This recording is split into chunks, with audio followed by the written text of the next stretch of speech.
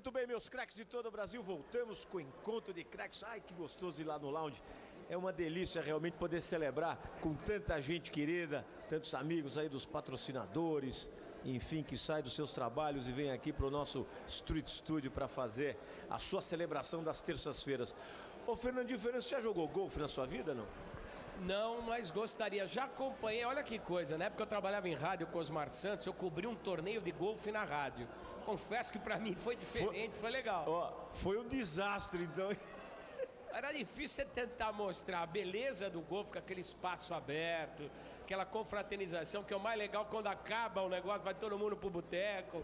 E você mostrar isso no rádio foi um exercício. Ainda bem que foi no rádio. Ô Felipe Almeida, você tá vendo aqui o Fernando Fernandes, está dizendo o seguinte, que ele cobriu, à época, o golfe no rádio. Então, você já escutou alguma transmissão de golfe no rádio, Felipe? Boa noite. Boa noite, Beto. Boa noite para todo mundo. Olha, Beto, eu adoro assistir golfe na televisão. E, obviamente, para quem não conhece, às vezes parece que é um pouco difícil. Mas no rádio, nunca. Deve ser realmente um pouco complicado. Você tem que imaginar a tacada de cada um dos jogadores, né? Você imagina... Que ano foi isso, Fernandinho?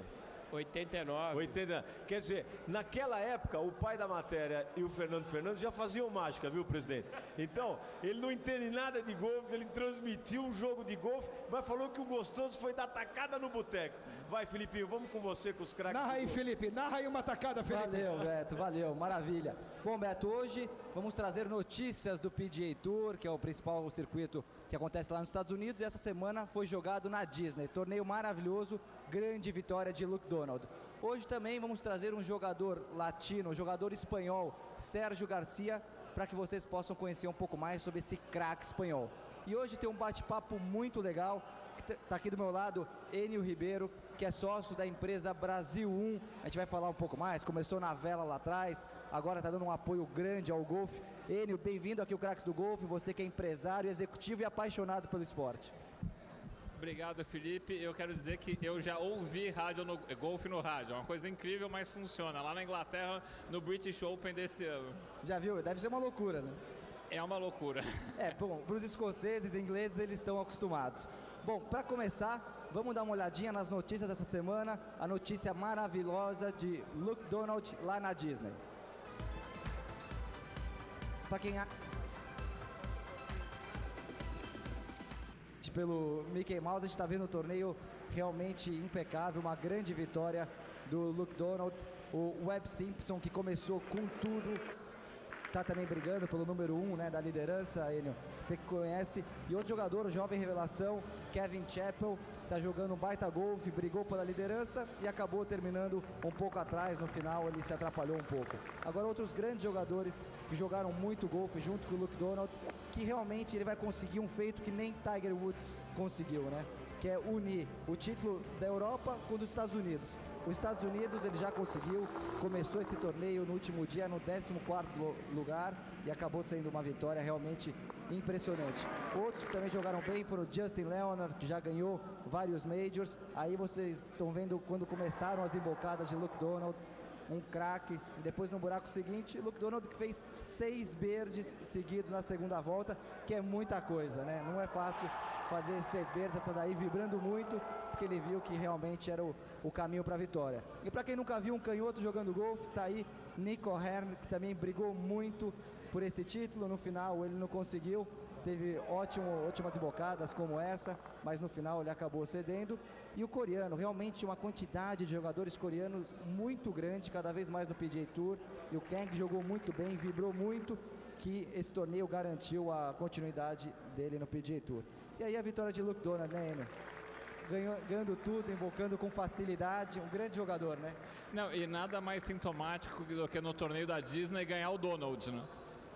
Não, realmente, o Donald ganhou o prêmio do Pato Donald do lado, e ele que acabou como número 1 dos Estados Unidos, 6 milhões e 600 mil dólares nessa temporada, e também tá, por enquanto, número 1 da Europa e vai tentar unificar os títulos. Não, e é muito legal um cara como o Luke Donald, que foi super consistente o ano todo, mas era acusado um pouco de não ganhar, de ser primeiro do mundo, sempre sendo segundo, terceiro, quarto, quinto, acabar o ano com uma vitória. Acho isso muito legal para a criação do ídolo, né? Falando de ídolo, falando de desenvolvimento, vocês na Brasil 1 fizeram um trabalho maravilhoso com a vela no Brasil. Vocês criaram um projeto do Brasil 1, aquele barco, ficou em terceiro na Ocean Race. Conta um pouquinho o que foi e o que vocês estão pensando em fazer no golfe. A gente criou o projeto do barco Brasil 1, que foi o primeiro barco brasileiro a participar de uma regata de volta ao mundo, a Ocean Race. O barco foi construído no Brasil, tinha um comandante brasileiro, que era o Toro Ben-Grael, 70% da equipe era brasileiro. O pessoal achava que o barco não ia nem sair do porto, e não só ele conseguiu dar a volta ao mundo, como ele acabou em terceiro lugar ganhando uma das etapas. Então a gente fez, além desse projeto, a gente cuida da Confederação Brasileira de Vela e tem desenvolvido outros esportes. A mega rampa de skate, por exemplo, é um produto nosso também, que a gente já tem há alguns anos. Todos os esportes difíceis vocês estão pegando para desenvolver? Skate, esse ano a gente criou o Campeonato Mundial de Futevôlei, a gente tem um Campeonato Brasileiro de Surf, a Travessia dos Fortes, a gente tem um leque bastante grande de esportes. E já há 3 anos que a gente traz para o Brasil o LPGA. A gente começou com a Angela Park, quando ela foi vice-campeã do mundo. Até uma história interessante, que a hora vice-campeã do US Open, não vice-campeã do mundo. Angela Park, que é uma jogadora brasileira, profissional de golfe, que realmente conseguiu muito, mas acabou recentemente abandonando a carreira de golfista, que é uma pena para o golfe nacional. A gente espera que ela tenha abandonado temporariamente, né? Ela está trabalhando num hotel em Los Angeles, dando um tempo para a cabeça dela. Ela é muito jovem, tem 21 anos. A gente espera que ela volte, porque é um talento nato. E a história é muito interessante, porque no dia que ela foi vice-campeã, eu falei, puxa, podemos trazer um torneio internacional para o Brasil. Liguei para o Álvaro Almeida, que você conhece bem. Conheço. E falei, Álvaro, como é que eu faço para conversar com o LPGA e com a Angela? 2 semanas depois eu estava nos Estados Unidos negociando a vinda do torneio para o Brasil. Você está falando do LPGA? Enquanto isso a gente vai soltar algumas imagens do LPGA, que é esse torneio que é o circuito feminino de golfe. Por favor, pode completar. Então, há 5 anos atrás a gente começou a conversar com o LPGA, demoraram quase 2 anos para a gente conseguir fazer o evento no Brasil. Primeiro ano foram $500 mil de prêmio e 14 jogadoras. Segundo ano foram $700 mil de prêmio e 27 jogadoras. Esse ano foram $720 mil de prêmio e 30 jogadoras. O ano que vem deve ser $800 mil de prêmio e 36 jogadoras. É um grande torneio, organização. Vocês estão vendo nas imagens, o torneio realmente maravilhoso. Foi realizado os 3 anos no Rio de Janeiro, né? Lá no campo do Itanhangá. É lá no Itanhangá. Esses 3 anos foram no Itanhangá. Ainda está se discutindo esse ano que vem e o outro exatamente onde vai ser. É possível que continue sendo no Itanhangá, mas a gente tem uma reunião com o pessoal do LPGA agora no mês de novembro. Mas é um torneio que tende a crescer e chegar cada vez mais perto do que vai ser o torneio olímpico. A ideia é chegar perto de 2016 com um torneio do tamanho do torneio olímpico. E é fundamental esse trabalho, trazer torneios dessa magnitude para o Brasil é fundamental para que o esporte realmente se desenvolva. E falando em Olimpíada, a gente quer trazer um torneio do PGA Tour para cá, que é o circuito masculino, que é realmente o maior circuito que tem por aí. Tem essa possibilidade? Qual que é esse futuro? Tem, o ano passado, no fim do ano, em outubro, na verdade, a gente firmou um acordo com a Confederação Brasileira de Golfe. Esse acordo é um acordo amplo, que a gente fez juntos um circuito brasileiro de golfe. Começou esse ano um circuito profissional, que é o primeiro patamar para os golfistas daqui, os profissionais poderem jogar torneios sem sair do país. Depois disso, outra coisa que a gente tem junto com a Confederação é a sociedade hoje em dia do Aberto do Brasil. O Aberto do Brasil, que foi há 2 semanas atrás. A gente falou, a gente trouxe o Lucas Lee aqui, que participou. A gente falou muito do Aberto do Brasil, que é um torneio maravilhoso, mais importante, e vocês realmente organizaram com maestria. E a partir do ano que vem, o Aberto do Brasil faz parte do novo circuito do PGA Tour. O PGA Tour está criando um circuito na América Latina. Isso foi anunciado semana passada pelo Tim Finchem, o commissioner.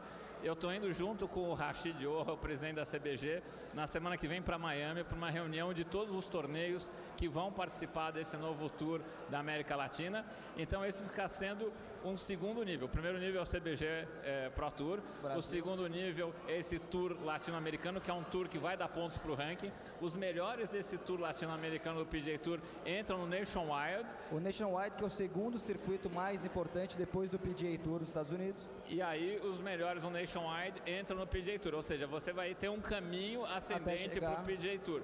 Daí no nosso planejamento foi apresentado junto com a Confederação, um trabalho maravilhoso que a Confederação vem fazendo, o Rashid Urra de presidente, o Paulo Pacheco de vice-presidente de marketing, de trazer primeiro o CBG Pro Tour, criar o CBG Pro Tour, trazer circuito latino-americano, talvez até com 2 torneios no futuro, dentro do circuito latino-americano, provavelmente em 2 anos, 2013 ou 2014, trazer um Nationwide e também 2014 e 2015 trazer um PGA Tour. Tem que esquentar o assunto, né? 2014, 2015 para 2016 a gente tem que trazer grandes torneios e também esperamos trazer grandes jogadores. E falando em grandes jogadores, por que não falar dele, espanhol, craque, todo mundo conhece pelo mundo, que é Sérgio Garcia, conhecido como El Niño. Um pouco deles para vocês. Sérgio Garcia Fernandes é a estrela do Hall da Fama do golfe espanhol. O jogador de 31 anos colecionou inúmeras vitórias desde que se tornou profissional no ano de 1999. Entre as mais importantes, destacam-se o Mastercard nos Estados Unidos em 2001, o Buick Classic de 2004 e o Booz Allen Classic em 2005. Garcia venceu seu primeiro torneio do PGA Tour com 21 anos, em Fort Worth, no Texas, e na sequência conquistou o Buick Classic no mesmo ano. Sérgio Garcia começou a jogar golfe com 3 anos de idade, influenciado por seu pai Victor, que também se destacou como profissional. Conquistou seu primeiro torneio aos 12 anos e estabeleceu um recorde como o mais jovem jogador a fazer o corte em um evento do European Tour, em 1995, na Espanha.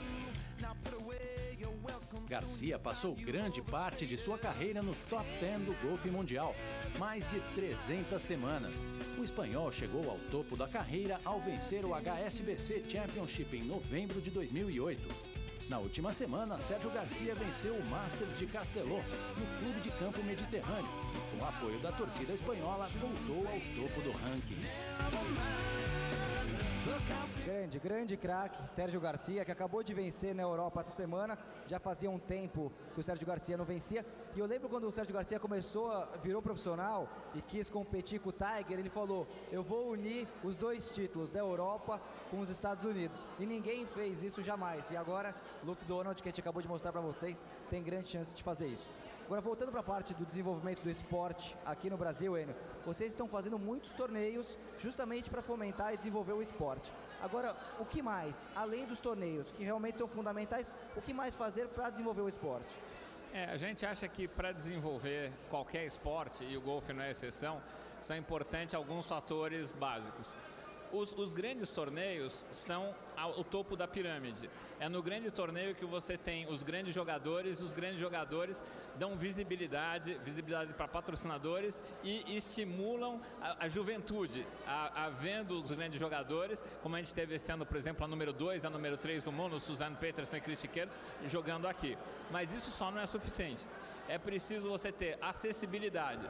Acessibilidade, como é que você tem? Através de campos como o da federação. Que a gente fala aqui, campos públicos. Onde você pode jogar.